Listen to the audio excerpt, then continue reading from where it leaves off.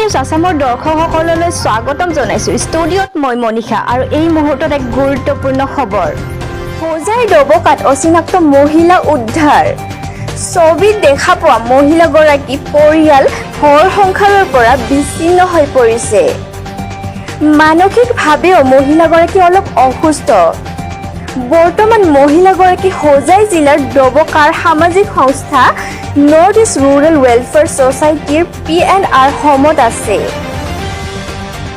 মহিলাগৰাকীয়ে নিজকে শান্তিপাল স্বামী কৃষ্ণমণি দেৱ বুলি চিনাকি দিছে। ঘৰৰ পৰিচয় কেতিয়াবা হোজাইৰ গোলাঘাটীয়া বস্তি, কেতিয়াবা হোজাইৰ শান্তিবন বুলি কোৱাৰ লগতে কেতিয়াবা বকলিয়াৰ কথাও উল্লেখ কৰিছে। মহিলাগৰাকীক চিনি পালে হোজাই জিলাৰ ডবকাৰ সামাজিক সংস্থা নৰ্থ ইষ্ট ৰুৰেল ৱেলফেয়াৰ ছ'চাইটিৰ PNR হোমত যোগাযোগ কৰিব। হোজাইৰ পৰা জাকিৰ হুছেইনৰ ৰিপৰ্ট, ডেইলি নিউজ আছাম।